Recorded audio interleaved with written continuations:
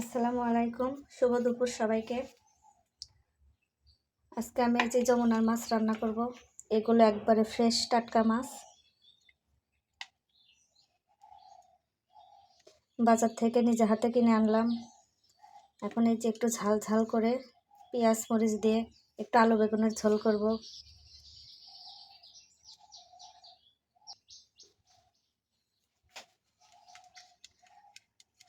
সাথে আছে আরও এই যে লাল শাকটাও ভাজি করে নিব। আসলে আমরা বগুড়ার মানুষ, তাই নদীর মাছগুলো বেশি পছন্দ করি। আর মাছগুলো আমরা ভেজে নিই না, ছোট মাছগুলো সবসময় আমরা মাখিয়ে রান্না করি, এতে টেস্ট বেশি হয়। এই দেখুন পেঁয়াজগুলো দিয়ে দিচ্ছি। একটু ঝাল ঝাল রান্না করবো, তাই আমি মরিচটা একটু বেশি দিয়ে দিলাম।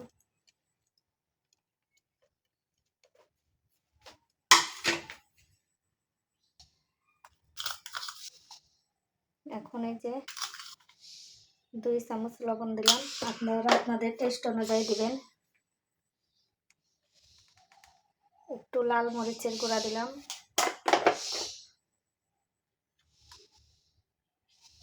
একটু হলুদের গুঁড়া, হালকা একটু আদা রসুন বাটা দিলাম, বেশি দিলে গন্ধ লাগবে। পরিমাণ মতো সয়াবিন তেল দিলাম। এখন সবজিগুলোকে ভালো করে মাখিয়ে নেব।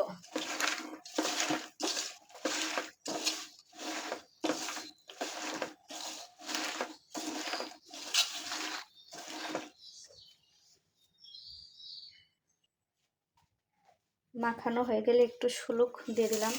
শলুকগুলো আমি ডিপে রেখে দিয়েছিলাম, তাই তরকারি মাখানো অর্ধেক মেখে তারপরে শলুকগুলো দিয়ে দিলাম। আসলে বগুড়ার মানুষ আমরা শলুকটাই সবজিতে একটু বেশি খাই, ধনিয়ার পাতা একটু কম খাই।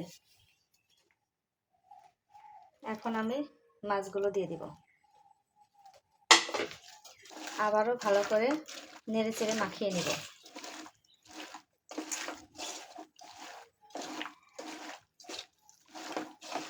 এই মাখানো তরকারিটাতে অনেক মজা লাগে, আপনারা একদিন এভাবে মাখিয়ে খেয়ে দেখবেন, ভালো লাগবে।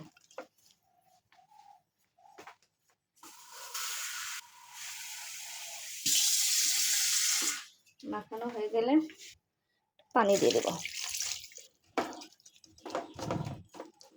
তরকারিটা আমার একটু মাখা মাখা ঝোল হবে, তাই পানিটা একটু বেশি লাগবে।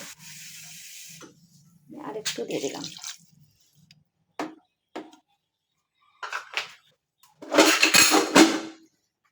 এখন আমার মাখানো হয়ে গেছে, ঢেকে চুলাটা জ্বালিয়ে দিলাম।